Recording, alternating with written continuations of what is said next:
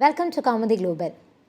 India-Pakistan rivalry is not new for any person in both the countries.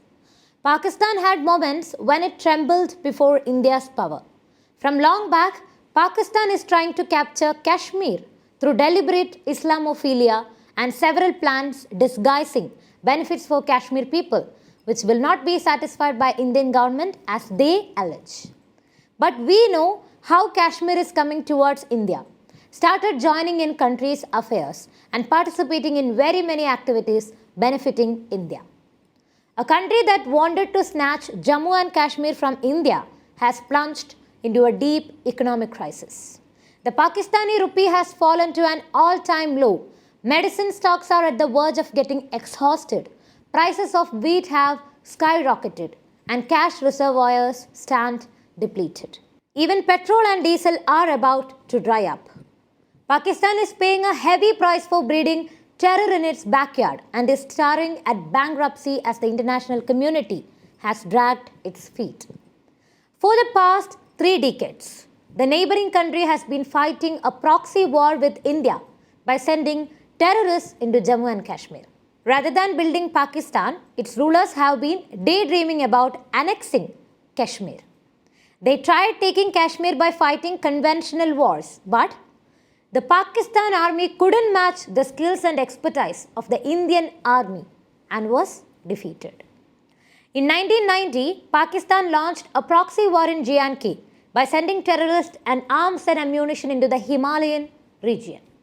Soon after the armed insurgency broke out in J&K, terrorists carried out target killings of the members of Kashmiri Pandit community, forcing them to leave everything behind and flee from the valley. Pakistani stooges, hired by the terror bosses sitting across the line of control, organized protests and shutdowns to create uncertainty and chaos in Kashmir. They sold an illusion called Azadi. Terrorists sponsored by Pakistan resorted to bloodshed and large-scale violence to achieve the goal they were trained for. But they failed as the security forces either neutralized them or sent them packing. Pakistan used all resources to bleed J&K. From 1990 to 2019, Pakistan used all its resources to bleed J&K and annex Kashmir at the earliest. It spent millions on building terror infrastructure and training the terrorists in Pakistan-occupied Kashmir. The neighboring country pumped Hawala money into J&K through various channels to orchestrate violence on the streets and to disrupt normal life. It didn't leave any opportunity to bleed India as well. The attack on Parliament in Delhi and the Mumbai terror attacks are grim reminders of how Pakistan-sponsored terrorists infiltrated into the metropolitan cities of India to target innocent people. Pakistan turned Jammu and Kashmir into a theatre of terrorism as the terrorists carried out numerous attacks on security forces, civilians, politicians and others for nearly 30 years. New Delhi's August 5, 2019 decision till August 5, 2019, when the centre announced its decision to abrogate J&K's special status and bifurcated into 2 union territories. Pakistan-sponsored separatists and terrorists used to call the shots in the Himalayan region. However, J&K's complete integration with the Union of India changed the entire scenario. The bold decision taken by PM Narendra Modi-led regime to end the 70-year-long status quo proved to be a decisive step towards ending Pakistan-sponsored terrorism in J&K.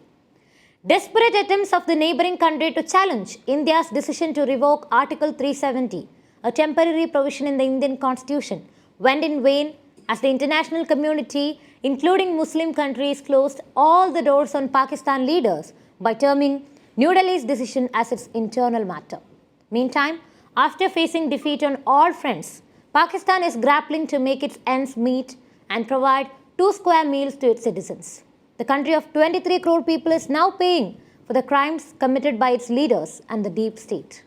It is an open secret that successive Pakistan regimes always used terrorism as an instrument of their state policy. Rulers overlooked governance and focused all their energies on using terror as a strategic weapon. A small part of Kashmir under the occupation of Pakistan since 1947 is a glaring instance of the colonial mindset of Islamabad. Its population has remained deprived of the basic amenities and no development has taken place in the region. Pakistan turned POK into a breeding ground for terrorists as maximum of the terror training camps are located there.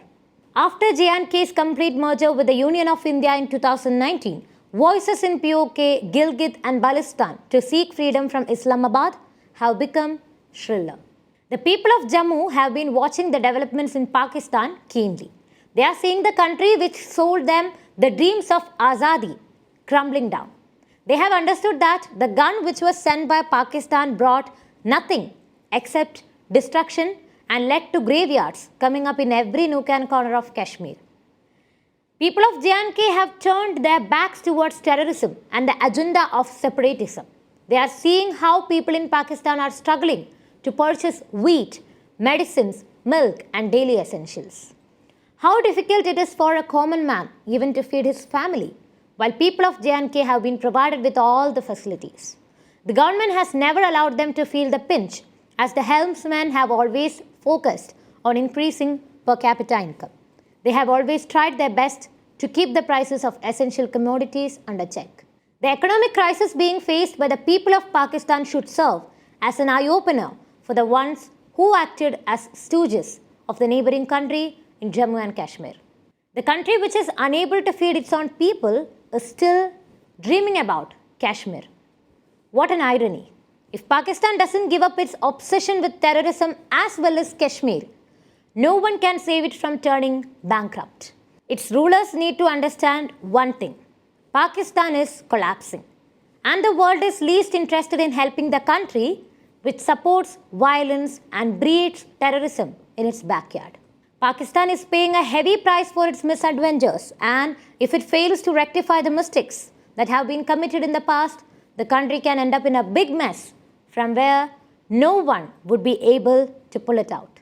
I'm Shreya signing off. If you liked the video, please subscribe our channel and hit the bell icon to get the latest updates. If you want to send us any news or feedback, please send it us on kaumudyglobal@gmail.com.